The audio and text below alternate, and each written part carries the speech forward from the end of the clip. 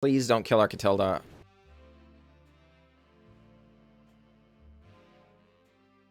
Greetings, everyone. I'm glad to be here, and I'm glad that you are here. Today's jank is a multicolor stipulation. That's right, folks.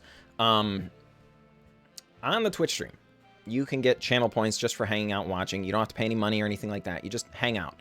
If you accrue enough of those, you can get me to build a deck around your phrase. And our good friend, the Casual Suspect, who also does a little bit of editing for the channel, so love you, buddy, asked for multicolor only. Now, he gave me a very specific, hey, you can use Hero of Precinct 1, where whenever you cast a multicolored spell, create a 1/1 human creature token.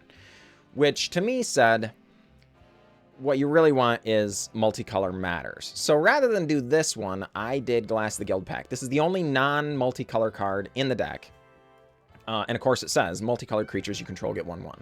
Why did I do Glass the Guildpact? Well, because we have a whole, we have quite a few really, really interesting cards that I know our good friend Casual Suspect would enjoy, not the least of which is, in fact, Outlaws Merriment. The card I want to get on the battlefield at the same time is Outlaws Merriment, Glass the Guildpact. We're going to be doing our dead level best to line this up, because Outlaws Merriment is one of those cards that is one of the cards that I really, really enjoy personally, but I know a good friend Casual Suspect does as well. And it can give you either a 3/1 Trample and Haste, a 2/1 Lifelink and Haste, or a 1/2 with haste, and when it enters, it deals 1 damage to any target. It'll give you one of those things, but just adding +1/+1 to these changes everything, right? Go to a 4/2 trample haste, a 3/2 lifelink haste, a 2/3 that deals damage anywhere. All of these are just wildly different creatures, and it makes the card very good. You do want to be careful with the whole playing not great cards to make other not great cards better, but this is a stipulation. The point of this deck is not going to be to crush the meta. The point of this deck is to accomplish what Casual Suspect asked for, which was multicolors matters, right? So as far as other cards we have in the deck that you might not recognize, Rienne the Redeemed does create 1/1 green and white elf warrior creature token and can double up all the other tokens. So if we do have Outlaws Merriment going on, things like that, Rienne the Redeemed can pay 6 mana, and for each token, create a copy, so it doubles all our tokens. We do have Arcus Acolyte, which you may or may not be familiar with. 2 mana, 2/2, lifelink reach. And each other creature you control without a 1/1 counter on it has Outlast. Well, why? This card isn't, like, amazing or anything.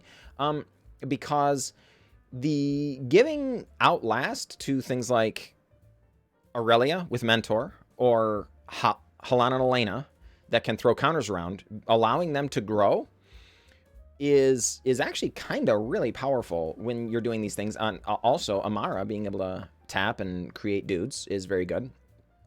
So definitely a thing that I think we're going to try and line up, see if we can make it work, see if it's good. Katilda, to give our human creatures the ability to tap for 1 of any color.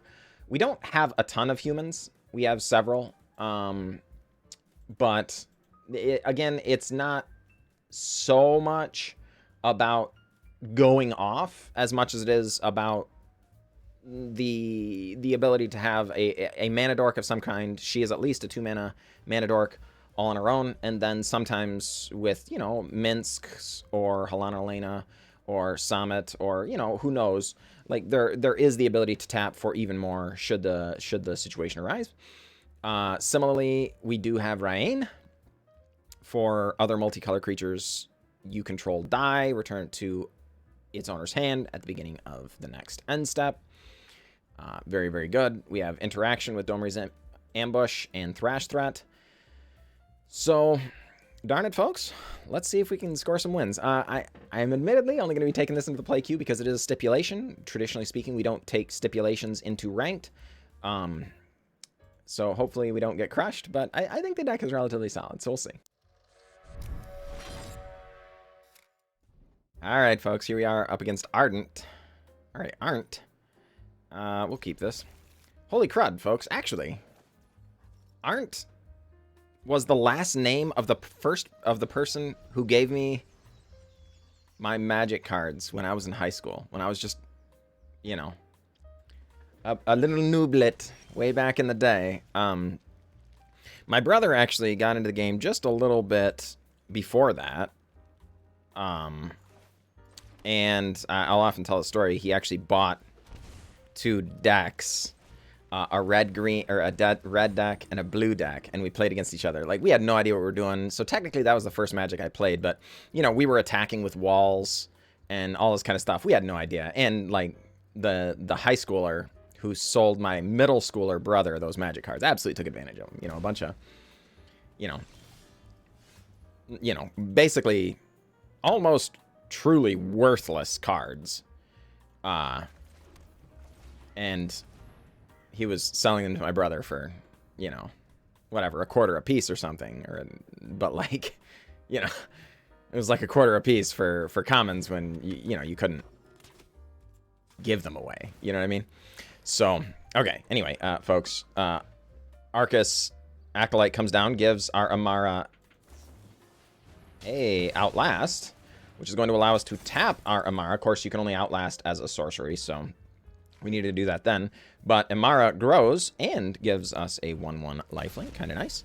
Our opponent clearly going to be doing some Niv Mizzet style stuff. Our opponent naturally has 2 Lightning Helixes, which is very, very good for our opponent. Unfortunately, very, very bad for us. But it is what it is. We're going to go ahead and Night of Autumn and put a couple of counters on it. Attack for 1.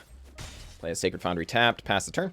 But anyway, so as I was saying, like my first real experience with Magic was a friend of mine by the last name of Arndt was actually getting out of Magic because he was just kind of done with it. And he actually gave me the cards that he had. So I was able to play the game. I can't help but wonder if it's the same person. It's not like it's a very common last name, I wouldn't think. We're going to go ahead and try and Samut voice the defense or Dissent here. Please don't counter us. This is a lot of damage. As long as... Holy crud, folks. They have a 3rd Lightning Helix against an aggressive deck. Our opponent is living the absolute dream here. Alright. Shane, if that's you, I'm upset with you. I'm just saying. Like, I'll be forever grateful for you giving me the cards, but you're kind of eating my lunch right now. You know. Oh, boy. So we get in for quite a bit of damage still. Territorial Kabu comes down. Okay. Being able to Domri's ambush that is not bad. And we have a backup just in case they do have Dovin's Veto, which is, of course... Well, I guess they can't even cast Dovin's Veto, right? Because they didn't have a blue and a white. They had Hallowed Fountain, which is a blue or a white, but not a blue and a white. So they Growth Spiral instead. Samut grows up. We crash in for a bunch of damage. Opponent drops 8. I mean, I guess we are going to do that. No reason not to. And see what our opponent gets up to. Yasharn, Implacable Earth, going to go ahead and grab our opponent a basic Forest and a basic Plains. And that might be good enough for lethal. As long as they can't interact. Hey, okay, well. Yes. Shane, if that's you, I forgive you for eating our lunch, you know. GG, Arndt. 40-37, GG. All right, folks, here we are up against Bellwether, and we're going to keep this, I think. Has the things we want, has some of the things we don't care so much about, and, you know, trying to live that life, I think. So, Temple Garden tapped. Opponent has a Zagoth Mamba, which definitely at least implies they're going to be doing some amount of mutating. We'll see how much. Opponent opts. The Zagoth Mamba gives -2, -2, so it's pretty likely we end up running out the Glass of the Guildpact next turn instead of Emmara, because there's no reason to just give them a free kill on Emmara when we could just slow things down and, you know, not just walk into their easily identifiable removal spell, which would be any card in their mutate deck, you know. Sure enough, Insatiable Hemophage comes down. Kinda tries to make a mess of us. We lose a little bit of life. We get attacked. Yeah, well. They likely have some amount of removal and stuff, so, I mean, sooner rather than later, we're gonna have to do this. It's possible we're supposed to wait one more turn so that we could Emmara and Domri's ambush in the same turn. But, for now... Okay, pouncing Shore Shark. Okay, yep, this is fine. This is actually good for us, because they're going to give it -2/-2, and bounce it.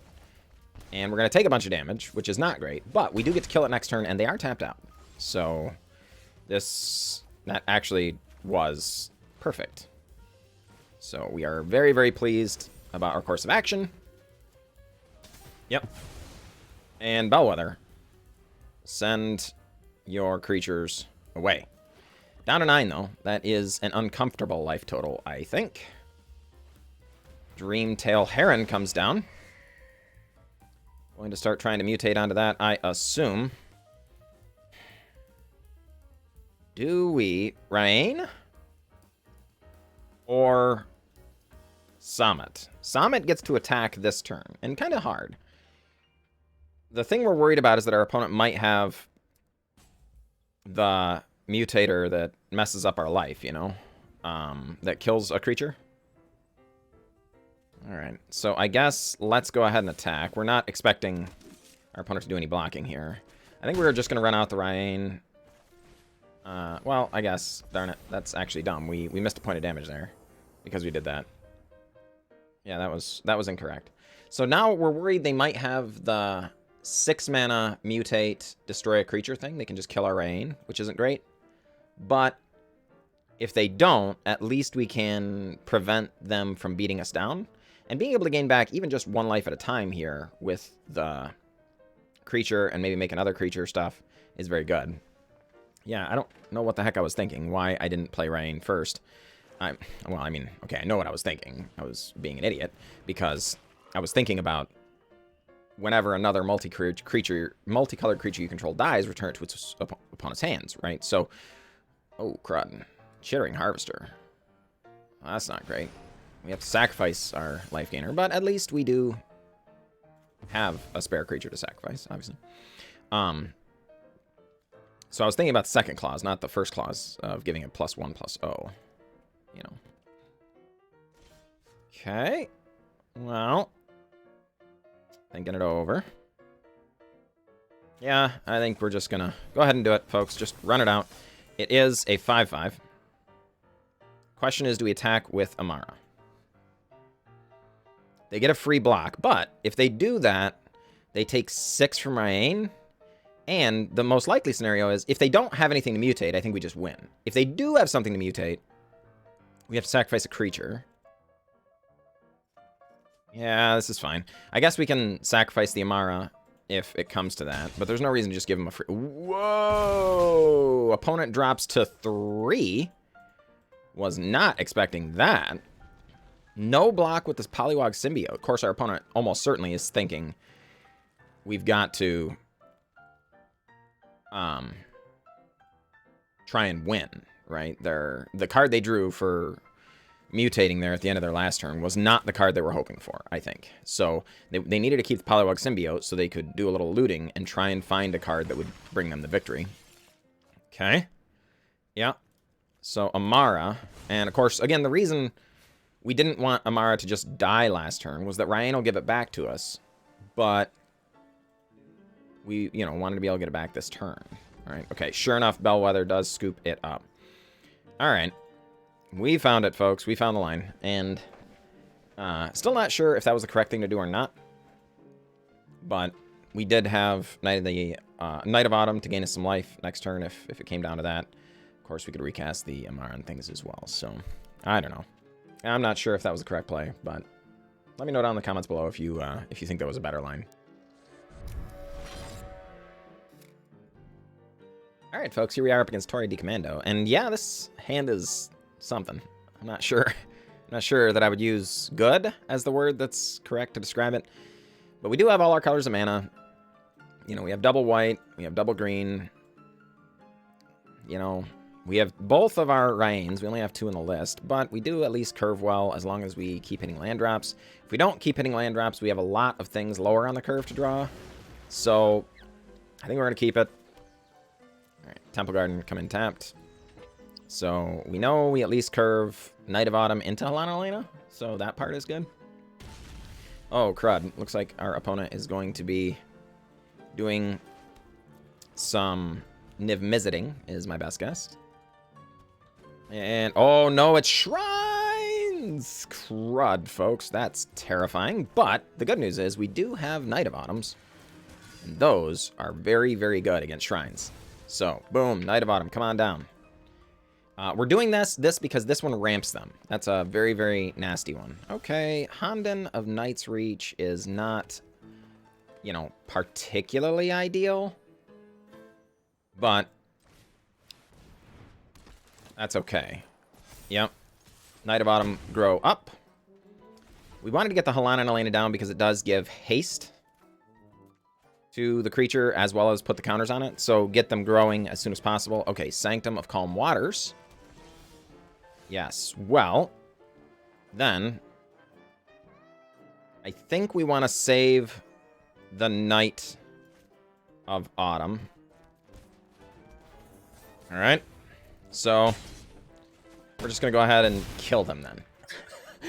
For a minute, I was sitting there thinking, oh, okay, you know, we could do Aurelia, or we could do... Oh, wait. Lethal. Sorry, opponent. It almost came out, I think, a little bit. We sat there in the main phase for several seconds there. It probably almost communicated a little bit like BM. But it was mainly because... my initial math was not counting Halana and Alena growing up to put the counters on, you know? And, yeah. The fact that she gives other multicolor things +1/+0 means Halana and Alena not only grows, but also puts a third counter. So, yeah, you know. But, all right. GG, opponent. GG. All right, folks. I mean... There's a lot of really powerful cards here that we want to cast. The problem is we don't have any green sources, and we don't have a third land. So it's true we can start on Rees. But then what? You know, if we don't draw a third land... Yeah... Inconvenient. I think we're going to send it away. This hand is likely much worse. But I think we're going to keep it. And send away... Rienne? But because the deal is we're on the play here, and I really don't want to go down to, you know, go down any lower when we don't, you know, have any real card advantage in the deck either. We're going to start on Glass of the Guildpact because it does grow our Katilda. And our opponent easily could have a shock there. Yeah. Oh my gosh. Really needed to draw a land there. Oh, crud. So our opponent... On mono red, please don't kill our Katilda. Oh. Goblin Warchief. Okay. No, that's great. Okay, so pay the life and Aurelia. Sure, that one. Okay. Aurelia is a pretty solid attacker here, and the Thrash threat does give us instant speed interaction for next turn. Alright, Goblin Chieftain. Skirk Prospector. Okay. You gonna attack? No, I didn't think so. Alright, well.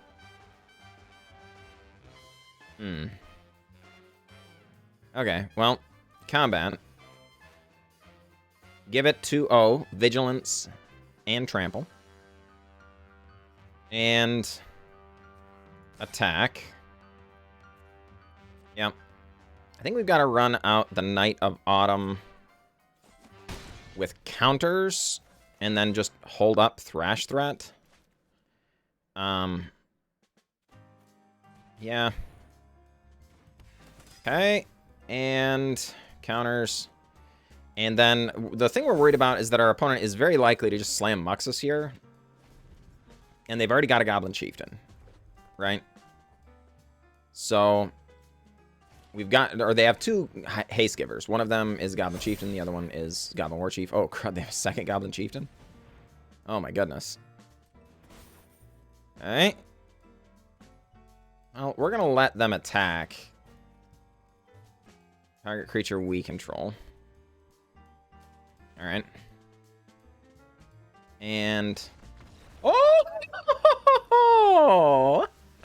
Gotcha! Yeah, okay, so our opponent was probably trying to set up lethal for next turn, but didn't have the Muxus. You know, one of the most powerful cards in their deck is Goblin Chieftain, giving them haste and 1/1, but they were clearly relying on all these extra creatures to set up lethal next turn, and weren't going to be able to arrange it. So being able to kill this here, and then eat the Krenko, they only get just a couple goblins, means they weren't going to be able to execute their plans, and they weren't going to be able to win. So GG, opponent, GG. Alright, folks, our opponent, Nazag. Good luck, Nazag. This is pretty questionable, but I think we're going to keep it.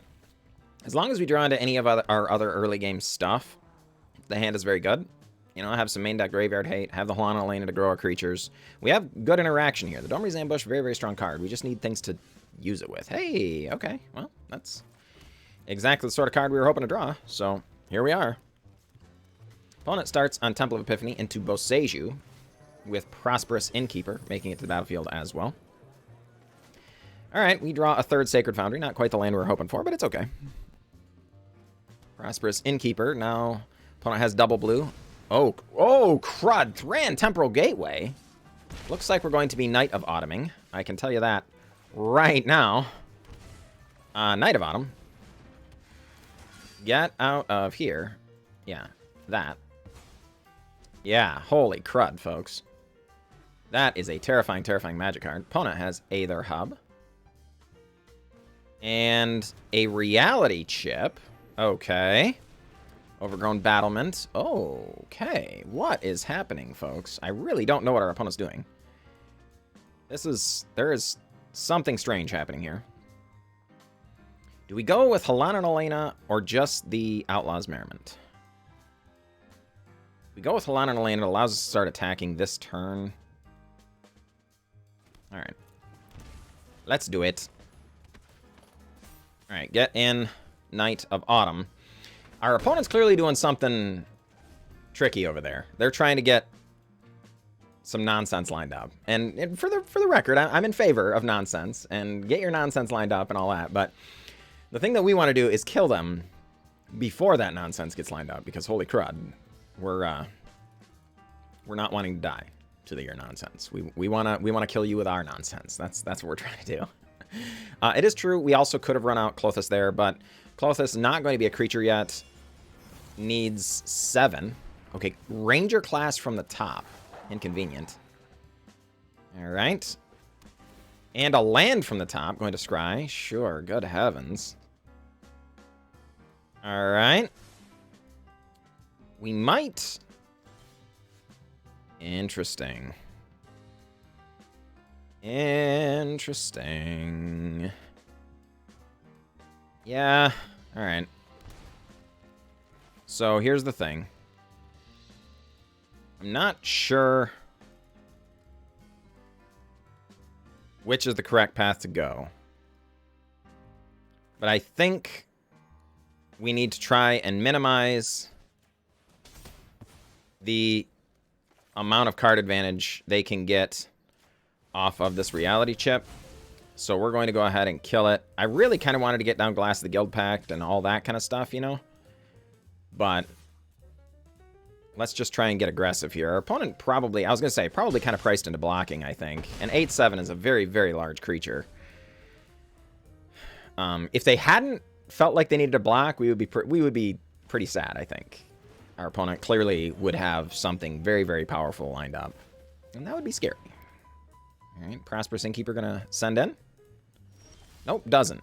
Okay, well, that's a little surprising. I was kind of expecting them to be doing, like, something modified oriented. You know, like, do things if your stuff is modified. All right. Well, how about a 12/11 Knight of Autumn? Opponent jumping in front of it. Doesn't want to take 12 here, it looks like. Wants the Llanowar Elves, though. That's terrifying. What do you need that extra mana for, opponent? Currently, 6 mana available with the Llanowar Elves. 7 if they have a land drop. So maybe they've got the new Jenga Taxis or something? I'm not sure. Nozag, a little, you know, hesitant about these blocks, and I don't blame them. This is a very, very large creature. This has got to be a disconcerting situation, to be sure. This is facing down a lot of power. And losing your Prosperous Innkeeper is likely concerning. So we're going to go ahead and slam this Outlaws Merriment. Definitely Outlaws Merriment, Glass of the Guildpact. One of the key things we were trying to line up here. So glad to see it come down. Reality Chip comes down. Does it immediately get equipped? We'll see. It does take away a blocker here. You know, what are you going to do? Okay, yeah, that's actually great news for us. Okay, and we get the lifelinker? Yeah, okay. So our opponent does, yeah, rightly ascertain that the game ended here. I think their hope was to be able to tempo us out since we had Shockland, Shockland, Shockland, Shockland, Shockland, Shockland. We're just paying life like mad people, you know? And they were kind of hoping to be able to tempo us out then. But this turn, we were going to be able to attack with a 12-power creature and a 3-power creature and a 6-power lifelinker. So we were about to go back up to 17, and they were going to take 9 or die. You know, if they don't block Knight of Autumn, they die, right? So, yeah, they needed the top card to be something, and I don't know what that was, but they didn't find it. So, GG, Nazag, GG. All right, folks, welcome back. Welcome back. I'm not going to lie. The deck did much better than I expected. Maybe we could have taken it to ranked, I guess. We played 5 games, and we won all 5. I don't know if we're going to be able to show them all or not, just for time's sake, but we won against someone who could have been my good buddy Shaynart from back in high school. Love you, if that was you. We won against Dimir Mutate, against Shrines, against Goblins, and against somebody else. I don't remember. Whatever. Anyway, but we won 5, which is pretty wild. And holy crud, much better than I expected. What things might I change? Great question. I think all of the cards serve the purpose we asked of them. I think in general, maybe the number of legendaries we have here is a little bit on the high end for just occasionally running into having extras in your hand. But they were all high impact enough that, I don't know, it also seemed to do fine. So, tentatively speaking, I really don't know what we might do differently. So definitely let me know down in the chat below what you think we should do differently. And hopefully, you know, maybe we can get a good enough build of this. Maybe I will take it out into ranked and see what happens, right? That said, without further ado, you folks have a fantastic day, and I will catch you all next time.